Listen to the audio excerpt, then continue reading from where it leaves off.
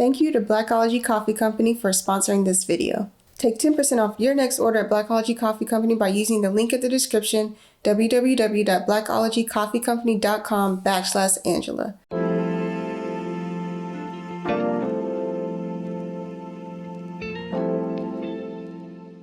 Hey guys, my name is Angela, and on this week's episode of Honey and Hustle, I'm joined by Giuffré of Logos Productions. He also has his own podcast called Make a Scene, and I'm so glad he's here with me today. Hey John, how's it going? Excellent. How are you, Angela? I'm doing good. So we're both creatives. We both work in media and video and just production. So how have you been staying busy during this quarantine? Oh God. Well, so the very first week of the quarantine, I had a bunch of deals that were supposed to go through, and then everyone got panicked about the economy tanking and everyone dying. So they were like, we're going to hold off for a bit. And my only work computer at the time broke. So I was like, oh no. It was actually kind of an interesting situation. I was up in Canada where I have a place with my girlfriend, and I was traveling home just to see my family for a bit. And then the lockdown happened. So I was like out of my house, my travel laptop broke, and all my clients were like, hey, we're scared. So the beginning of quarantine was spent basically rebuilding my business and getting a computer together. But since then, been just working with clients, starting up my own podcast, making a scene, and just, honey and hustling, right? That's right. That's funny. So with making a scene, like you said, that's something you started over quarantine. I started this podcast the week before quarantine happened. So here we are on Zoom as a result of that. But so how has that experience been for you, just connecting one with people here and also trying to build your business here? Oh man, well, I love podcasting. So this is the podcast I'm doing now, but I've done some other runs of other podcasts in the past. And I think a previous guest of your show, Garrett Daly, I ran quite a few podcasts with him over the last few years. So it's not my first jump into podcasting, but it is definitely the most rewarding because I'm essentially reaching out to people who I would be interested in working with in any capacity, not necessarily through my business. But what I like to do is my show kind of follows a format. So everyone who comes on, I try to identify their X factor, right? Like what was it that they were taught as kids, or maybe it was just the way they were born or something they learned along the way that makes them stand out and really be unique in how they approach their craft. Then we talk about how they're bringing that to their craft. And then finally I ask them, well, what kind of a scene do you want to make, right? Like everything was this way, then you showed up, and then everything was that way. And so that's really just, it's fascinating because I kind of get everyone's life story and then their ambitions, and I get all that in the span of an hour and a half. So it's really rewarding to hear that from people. And in terms of business, well, it's really great because I work in PR and marketing. So oftentimes I'll have someone on the show and immediately I can be like, you did a great job on that. Here are some clients who probably would want to interview you, or you can interview them or whatever. So it's really, really quite fun, and it serves a lot of purposes. It's not killing two birds with one stone. It's like killing all the birds with half a pebble. It's kind of fun. That's a good analogy. Yeah. So you mentioned something really interesting, which is trying to identify a brand's X factor and how they use that in their business and also just in their industry to set themselves apart. And I feel like a lot of times when businesses first start, or even just at some point in their business, they say, well, this is what the industry standard is. And they try to position themselves as, I do this, this, and this, but I do it better because it's me. But they never tell people what about me makes it better, makes it different. And so they have a hard time using their story to define themselves and define their unique value for people that want to work with them. So what are some things that you've seen throughout your career with talking with business owners, talking with brands, talking with companies who are they know they have something special, they have a client base, but they don't necessarily know how to use their story and use media to define that accurately for clients? So there are a few things. Like one is, I'm a big fan of I'm a big fan of not competing, as in, I'm not going to try to compete with what this other business is doing. I'm going to literally do my own thing. I will consider it separate from what they're doing. And so in that way, it's like, I don't think people always realize that just being a unique person is always enough. You have to be a unique person doing a unique thing. And so if you can approach something in your business in a way where it is possible that people can compete with you on price, well, you're going to lose because someone's always going to outprice you. So I try not to play that game, and I try not to encourage clients to play that game. I try to encourage them to instead find what's a unique combination of talents that no one else is bringing to the table, or a unique niche, or a unique reason why they're doing it.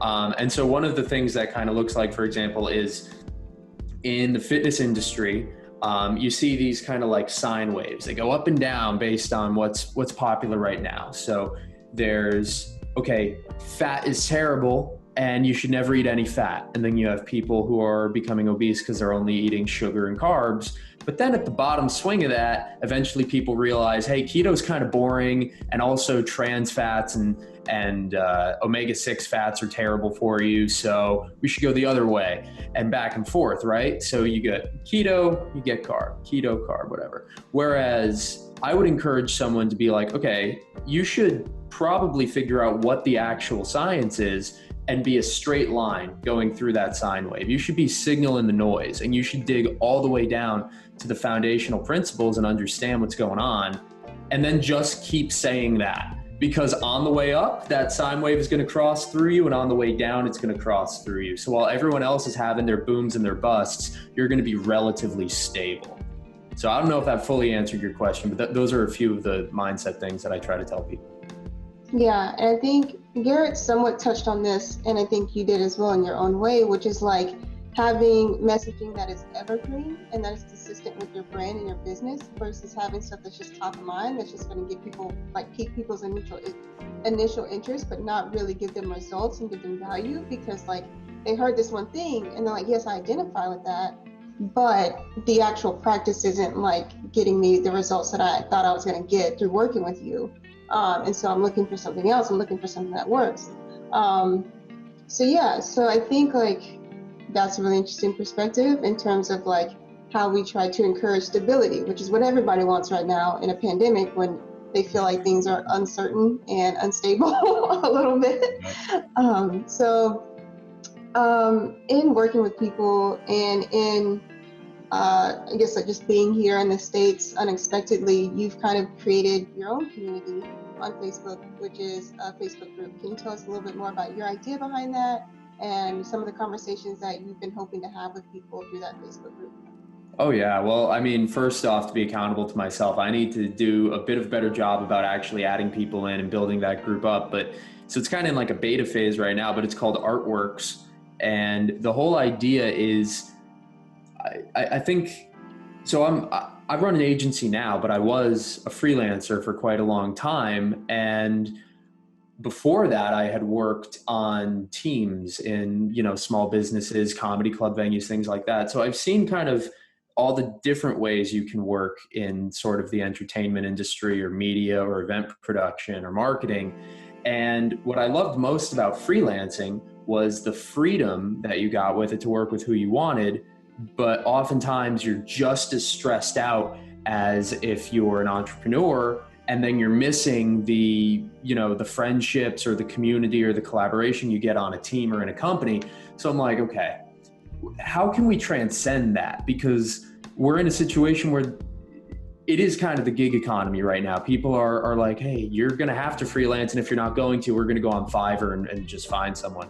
So what I want to do is try to help transition into something like more of a partnership economy rather than a gig economy, which is we want everyone to have the freedom to work with who they want to work with.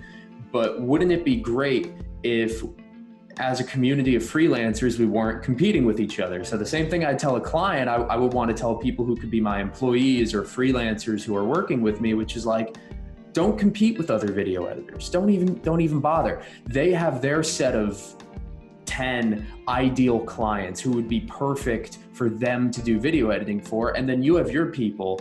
And I highly doubt that you need to compete over the same clients, really, if you know who you're looking for.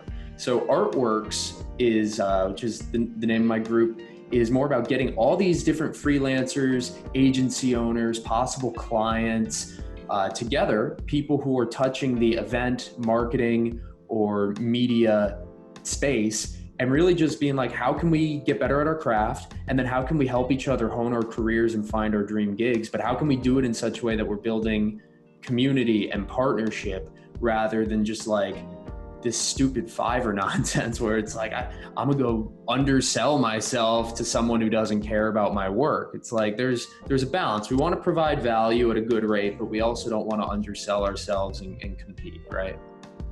Yeah.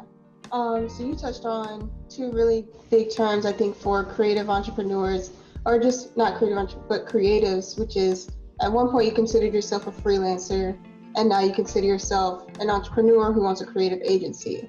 So can you talk about, I guess, the difference that you feel exists between an amateur and a professional? Oh man, well, I definitely think there can be professional freelancers. Like there are freelancers, I mean, honestly, I feel like I hire some of them at my agency. Like there are freelancers who are so good at what they do. I have video editors and photographers and a graphic designer and a writer, web developer, and they're all so amazing at what they do that they're much better at those things than I ever could have been as a freelancer. And I think the distinction is also generalist versus specialist. So for me, I'm a generalist. Like I like getting, B+ at 1,000 different things. And I usually get, for me, the point is not to get to A+ in that skill. That's not actually what I'm after, because I want to understand how do these 5,000 moving parts fit together in one system, and how can I plan for that system and maneuver in it, or help other people maneuver in it. So for me, I'm a generalist. So if I ever wanted to continue as a freelancer, it wouldn't really work, because I'd have a web development client over here, and then over here I'd have copywriting, and over here I'd have video editing. And if I ever wanted to do all of those skills at once for one person, I'd just have a job, which is fine, but that's not what I wanted, because I wanted to work with a lot of people. So I think it's you can definitely freelance on the side as an amateur, but if you're like a top 1% champion, A+ person of what you do, then you should definitely freelance. And I have freelancers who work for my agency who are not full-time employees, and they work with other agencies as well. So they're getting, if they're seeking 3,000 to 4,000 a month income total, they're getting 1,500 of that from me, maybe 500 from a solo client, and 1,000 from another agency or something like that. Mm-hmm. So ultimately, I think it's about understanding what it is that you want to do. And if you're a specialist, it might just be best to mine that specialty all the way to the gold, versus if you're a generalist, you're already going to learn 1,000 different things. So you might as well learn the additional shit to be an entrepreneur and a manager and systems thinker, and to manage all of that. And then let the specialists come in and make it beautiful and make it incredibly functional, right? Yeah. So that is a really good way to look at it. And I guess I was talking more in terms of just how your mind should have shifted from when you first was like, okay, I want to make money doing this one thing or doing these 3 things, versus now, I want to, like you said, be a generalist, but who also understands at a very intimate level how all of these pieces fit together, right? So I guess in your opinion, how has your perception of your skills and your crafts kind of matured over time into now who you are now, which is a professional freelancer, professional entrepreneur? Well, honestly, I've had to learn the biggest skill I've had to learn now is communicating in a specific way. Because like I said, I now, the big skill that I feel like I have is sort of that executive producer role. That's what you kind of gain when you go to the agency owner phase, is okay, I can see that with this client, we're going to have a 1, 2, or 3 year timeline with all these moving parts. And theoretically, I could go in and do any of them. And sometimes I do go in and actually lay the bricks and do some of the work. But it's more important to understand what goes into getting it done when you're at that level, that executive producer level. And so the mindset shift has been, hey, it's not about you doing the work. And so in a way I felt gaslit by myself, because I was like, I spent years learning how to do all these things, and now it's actually inversely effective for me to try to do them. Every hour that I spend video editing is now counterproductive to the company, because I have a video editor who's like, why didn't I do that? And then I have people who are like, you could have closed the sale and made us all more money. So it's, and then I have a client who's like, that's great you edited a video, but I needed to know what we're doing next. What's the strategy? What's the big creative thing? So the big mindset thing has been like taking the ability to be a generalist, which is being able to jump between all the different skills. That's what I was as a freelancer. And then moving over here, it's like, I had to learn systems thinking, principles thinking, and then honestly, a lot of communication, management, how to listen to what people on my team needed. Because that's the other thing. When you're a generalist and you're hopping through all the tasks, you can do them, but it's unconscious competence. When you actually want to externalize that and be, just punched my mic. When you want to externalize that and be like, okay, how do I manage 5 people doing all of this?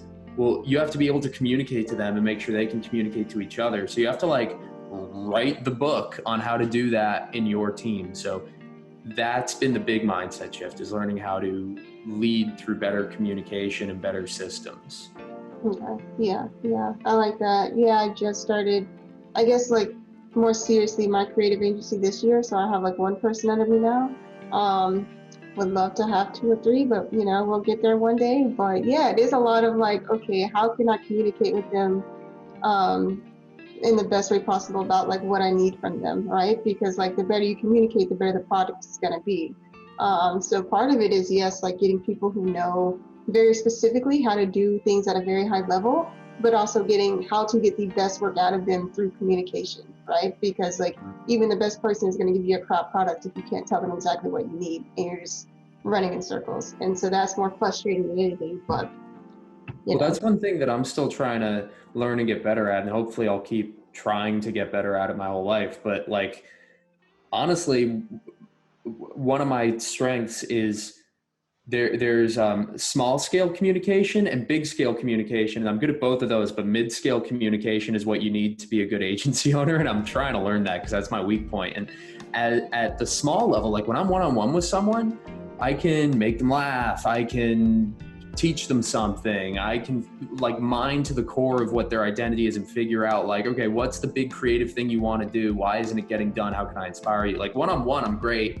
And then big groups, like I started off doing stand-up comedy when I was like 16. So I love performing, I love talking to big groups, but it's when you have like 12, 5, 7 people that everyone needs to know everything that's going on. It's like, okay, that's a different level than the other two. So that's what I'm trying to cultivate right now.